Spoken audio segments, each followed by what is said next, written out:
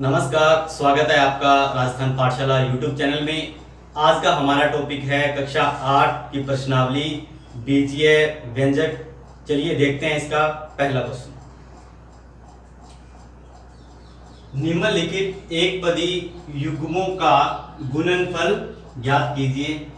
हमें एक पदी युग्म दिए हैं, इनका हमें क्या करना है, गुणनफल ज्ञात करना है। चलिए करते हैं पहला क्वेश्चन।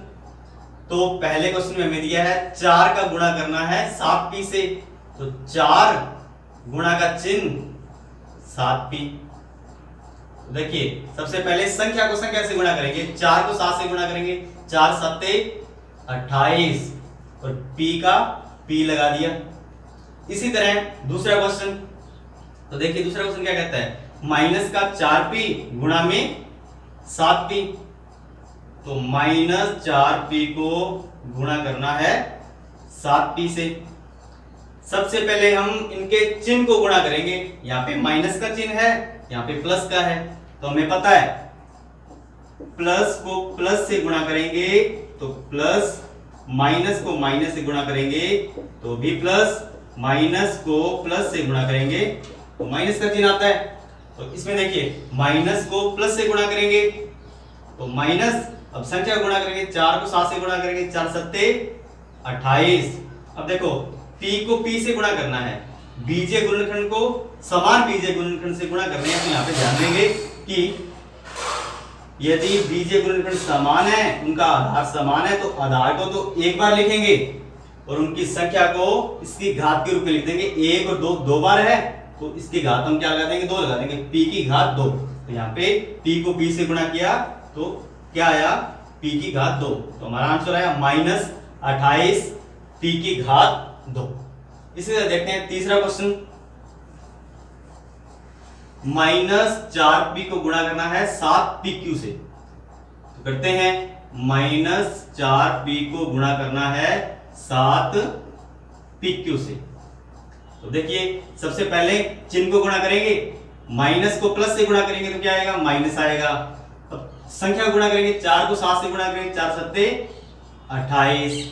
आगे चलेंगे। अब देखो p को p से गुणा करना है, समान है तो अब क्या होगा कि समान बीजीय गुणनखंड है, आधार को तो एक बार लिखेंगे और इनकी संख्या को इसकी घात के रूप में लिख देंगे। 1 और 2 बार है तो p की घात क्या आ जाएगी, 2। और देखो q एक बार है तो q वैसे का वैसा हम लिख देंगे। इसी तरह क्वेश्चन संख्या 4, देखिए कि 4p की घात 3 को गुणा करना है -3p से। अब देखिए सबसे पहले चिन्ह को गुणा करेंगे, ये प्लस का, ये माइनस का, प्लस को माइनस से गुणा किया जाता है तो क्या आता है, माइनस। अब संख्या को गुणा करेंगे, 4 को 3 से गुणा करेंगे, 4 तिये 12। आगे चलेंगे, आगे देखिए। अब देखो p की घात 3 को p की घात 1 से गुणा करेंगे तो p की घात 3 को p की घात 1 से गुणा करते हैं तो क्या आएगा। अब देखो आधार समान है तो आधार को तो एक बार लिखेंगे, अब इनकी घातें हैं उनको क्या करेंगे, जोड़ देंगे, 3 और 1 4। तो p की घात क्या आई, p की घात 4। तो हमारा आंसर आया -12 p की घात 4। इसी तरह पांचवा क्वेश्चन देखते हैं। तो पांचवा क्वेश्चन क्या कह रहा है कि 4p को गुणा करना है 0 से, 0 से। यहां पे एक बात ध्यान रखेंगे कि 0 से किसी संख्या को गुणा किया जाता है या किसी राशि से गुणा किया जाता है तो गुणनफल हमेशा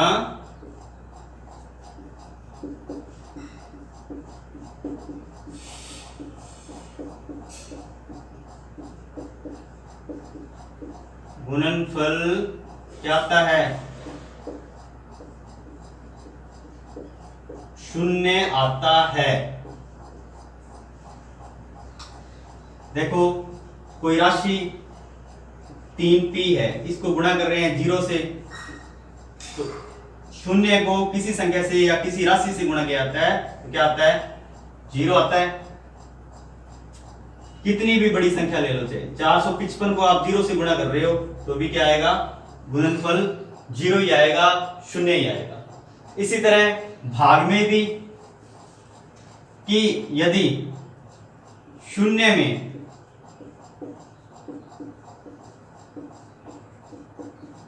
किसी संख्या का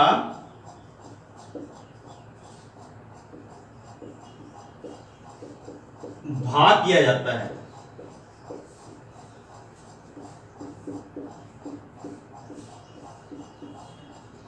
तो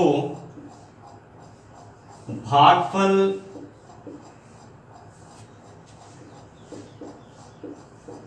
हमेशा 0 आता है, 0 आता है। यदि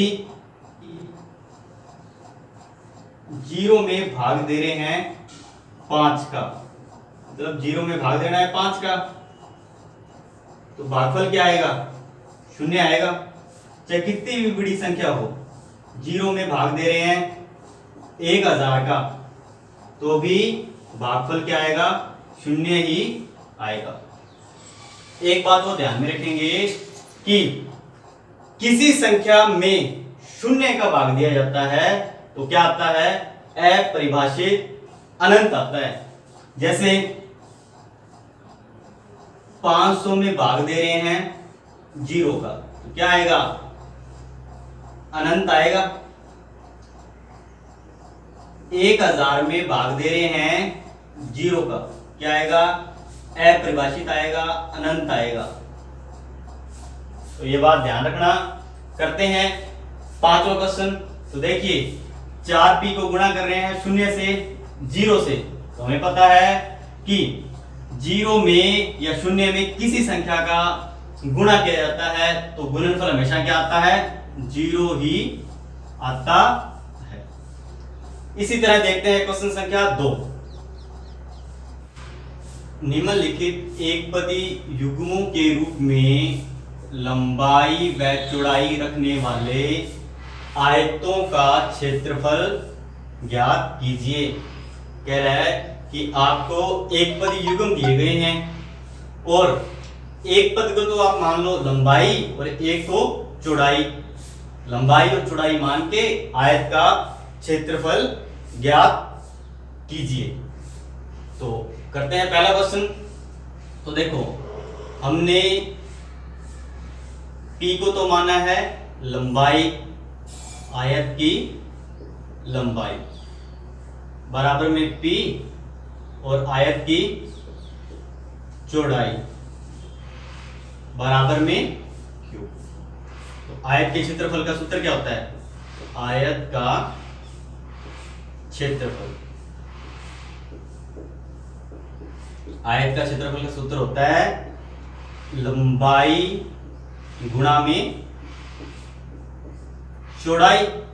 तो देखो लंबाई P मानी है, चौड़ाई Q मानी है, तो P को Q से गुणा करेंगे, क्या देगा, PQ। आयत का क्षेत्रफल आ गया PQ। तो देखिए इसी तरह प्रश्न संख्या 2। तो आयत की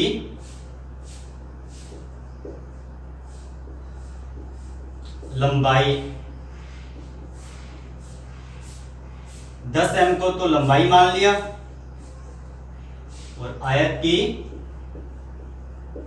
चौड़ाई 5 n को क्या मान लिया, चौड़ाई मान लिया। तो आयत का क्षेत्रफल ज्ञात कर देते हैं। आयत का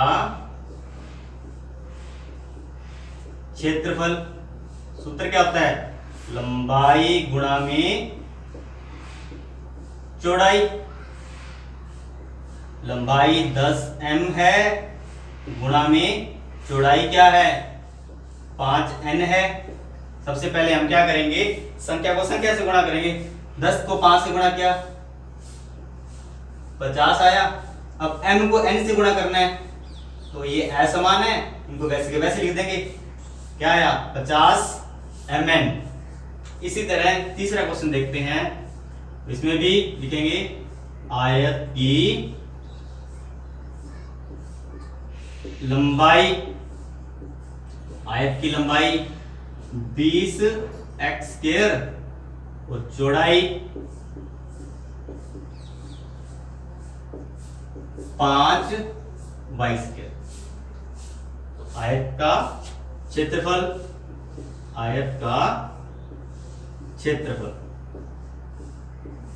सूत्र क्या होता है? लंबाई गुणा में चौड़ाई। लंबाई 20x² गुणा में चौड़ाई है 5y²। अब देखो, सबसे पहले संख्या को संख्या से गुणा करेंगे, तो 20 को 5 से गुणा करेंगे तो क्या आएगा? 100 आएगा। अब देखिए, यहाँ पे x² है, यहाँ पे y² है, दोनों ही समान है, इनको वैसे के वैसे लिख देंगे x² y²। इसी तरह प्रश्न संख्या 4 देखो, आयत की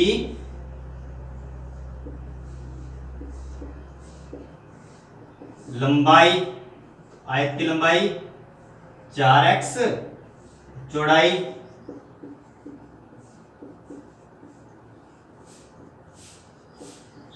3x²। लिख देंगे आयत का